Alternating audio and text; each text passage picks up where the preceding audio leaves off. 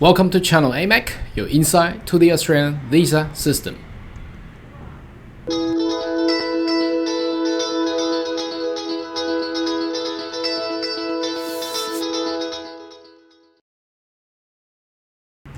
Good day everyone, my name is Carl Young, your online visa consultant for Australian visa system. Now in today's video I would like to discuss in a comparison between 482 visa and also 491 visa and which of these is more suitable for you.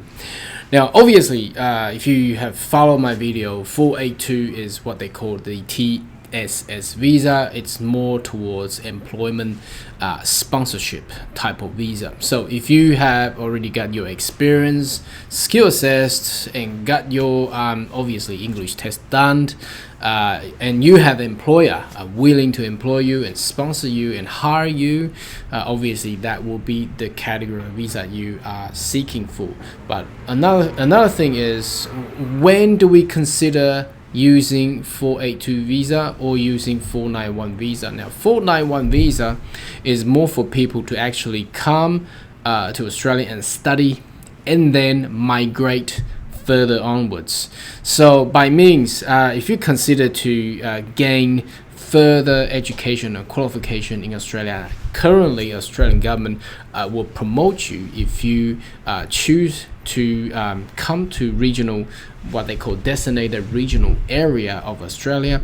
Then you get extra points by meaning the states will actually nominate you to stay in those areas for work and continue to stay, and obviously will invite you ultimately to become a permanent resident. So when do we actually choose and which one is better and which one is more suitable for you? That's our topic today. So what I'm gonna let you know is, first of all, obviously these information are available online. If you Google typing Home Affairs 482, you'll find this website, and obviously if you Google typing Home Affairs 491, you will land it in this website. Generally these information are open. And what is the advantage and disadvantage? So let's talk about 482 first. Now 482 does cover a lot of different type of stuff. So short term basically meant it's for general visa. So short-term stream basically provide you a list of occupation that is within the short-term skill list. So if you pick those one, unfortunately you won't be able to get a pathway to permanent residency. However, you do still get visa to actually work legitimately in Australia, and you can extend it once. Now predominantly people will pick medium term strings, so obviously you need to go in there and check out the occupation in those lists. So and that's the preferred one that people always pick. So once you work for that visa 3 years, you will be eligible to transfer into a permanent residence, and obviously that's the ultimate goal. And the other one is a labor agreement stream. That covers the DAMA, designated regional agreement. So that basically gives a lot of regional designated regional council to provide you a further skill list, which weighs out a lot of requirements.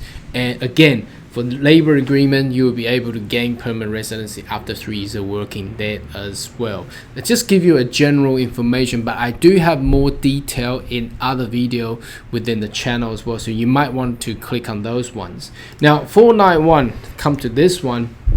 It doesn't provide you many different streams though, so it only gives you one or two. Now basically these two are the same, because the first one is the main applicant, the other one is subsequent entry, meaning that once you get a visa, you may have your spouse or partner want to join in, or child, and then you will click on the subsequent entrant to add your members of family units into your applications. Okay, so what's 491 then? So 491 basically the Australian government giving all the states and territory opportunity to be able to pick who are the skilled migrants that they want in their regions.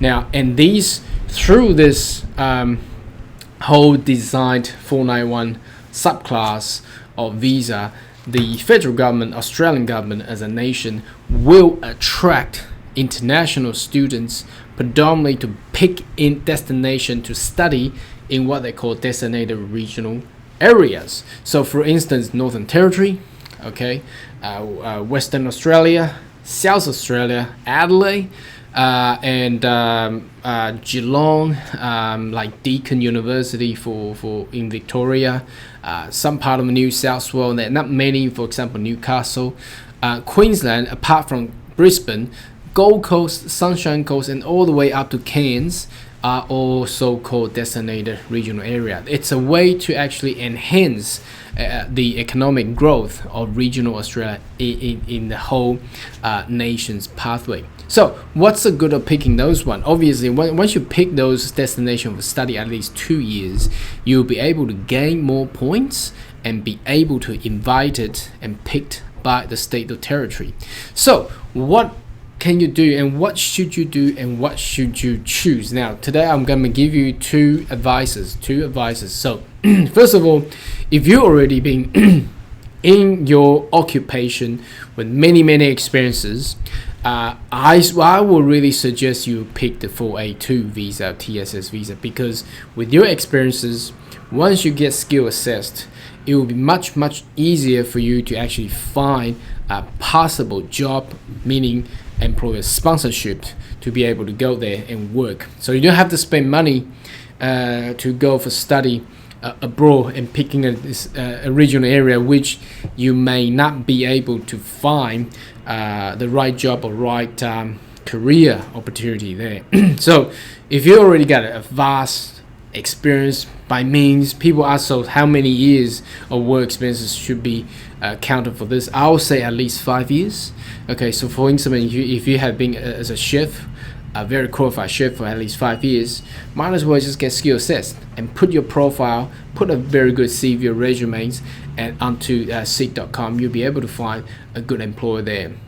Or for instance, you have been working in international accounting firms and you got CPA license or registrations for at least 5 years, might as well, find a good accounting firms to actually get sponsored with your experiences there. So TSS visa will be a good choice for you.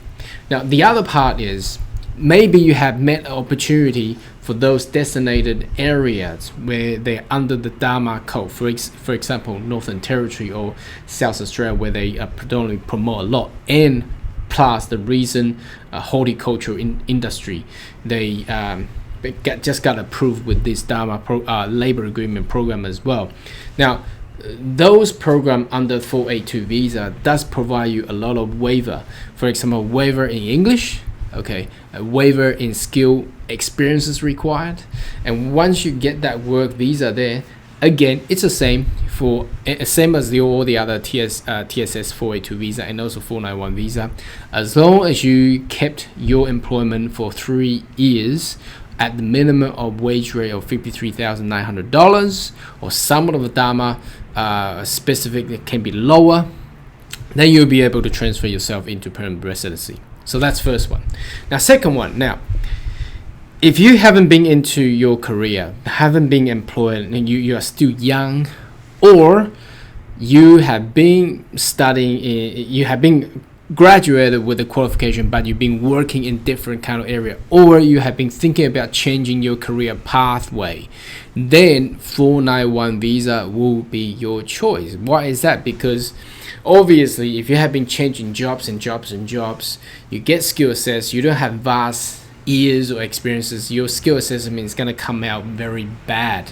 It doesn't look good, doesn't give you any points. So might as well pick 491. So pick a destination in designated regional area, for example, Adelaide or perhaps Gold Coast, because Gold Coast is a designated area as well, designated regional area as well. Pick a TAFE, pick a university. I will recommend at least a university. The reason why is once you graduate from a bachelor degree, you get to up to 3 years of working visa there, the graduate working visa there. So once you get 3 years of working visa, you'll be able to gain more points after graduations and ultimately made it to the 491 visa invited by the state or territory. And again, after 3 years of $53,900 of annual wage, you'll be able to transfer yourself into permanent residency under the subclass of 191. Now, obviously, the content that we have talked today is quite long, and that comes through a lot of information, and you can actually find those one in our channel. So should you consider to subscribe to our channel, we will get you more information there. And obviously, if you do have more questions or queries, because every case is different, more than welcome to leave a comment, and we will respond back to you in timely manner. Okay, so I see you in our next video. Goodbye.